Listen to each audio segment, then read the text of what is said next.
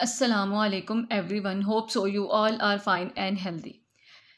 Today I will discuss you Nipah viruses. According to current conditions in Pakistan, like Lahore and other cities of Pakistan, the arising of Nipah viruses is alarming at several stages. It causes diseases in humans, spread by birds like bat, etc. Understanding about this viruses is very important because this disease is spread very quickly from bats to humans and humans to other humans.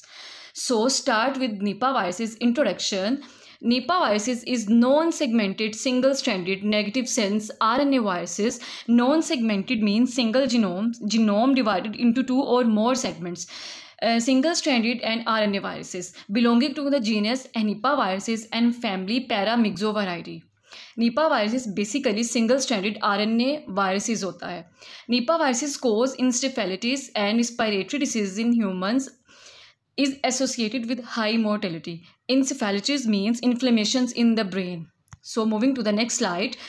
Nipah viruses है zoonotic viruses. Basically Nipah virus है क्या? Nipah viruses zoonotic viruses है. Zoonotic viruses ऐसे viruses होते हैं जो animal से human transfer होते हैं. Meaning that it can spread between animals to humans. ऐसे viruses जो animal से human में transfer होते हैं उनको zoonotic viruses कहते हैं.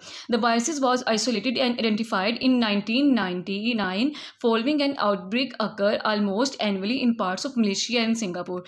सो फर्स्टली जो निपा वायरसेस आइसोलेट हुआ था ये सिंगापुर और मलेशिया में 1999 में इसकी आउटब्रेक आई थी जिसमें 300 ह्यूमन केसेस जो थे वो देखने को मिले और जिनमें से जो 100 थे वो उनकी डेथ हो गई.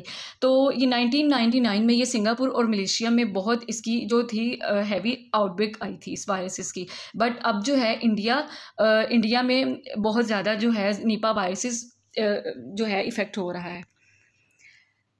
अब निपा वायरसेस की ट्रांसमिशन किस तरह से है. Nipah viruses can spread to people from direct contact with infected people such as bat और their body fluids such as blood urine और सलाइवा.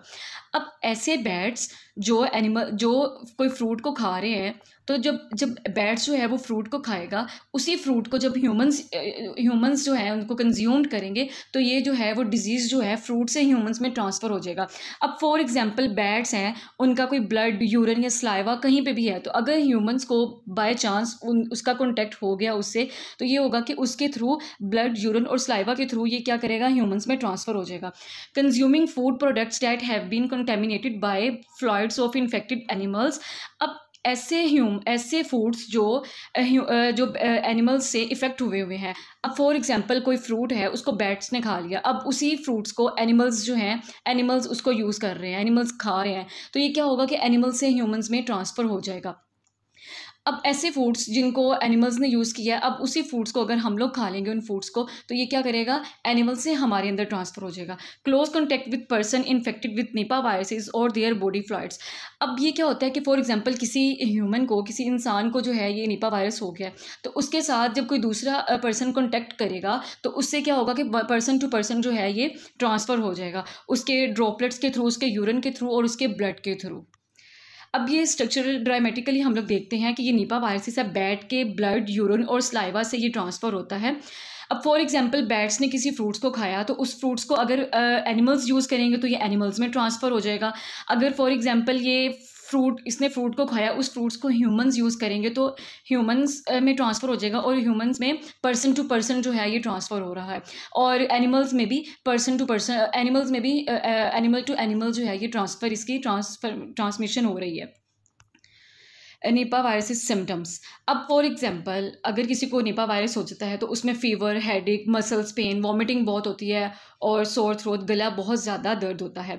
अब फॉर एग्जांपल अगर सिम्टम्स बहुत ज़्यादा एक्सेस अमाउंट में हैं तो इसमें क्या होगा डेजीनेस हो जाती है. एक्यूट इंसेफेलिटीज़ मतलब कि ब्रेन में बहुत हैवी इन्फ्लेमेशन हो जाती है. एटिपिकल निमोनिया हो जाता है. सेवर रिस्पायरेटरी डिस्ट्रेस मतलब कि रिस्पायरेटरी डिसीज़ हो जाता है बहुत ज़्यादा. सीजर्स, झटके लगना शुरू हो जाते हैं और इवन क्या होता है इंसान जो है वो कोमे में चला जाता है. अब अगर इसका देखें डेथ रेट में अगर 40 to 75% ऑफ द केसेस जो है 75% जो है इसका डेथ रेट जो है मोर्टेलिटी रेट जो है अभी देखा है हमने. Long term side effects in Nipah viruses infected have been noted. Thanks for watching my video. If you like my video, please subscribe, like and share. Thanks.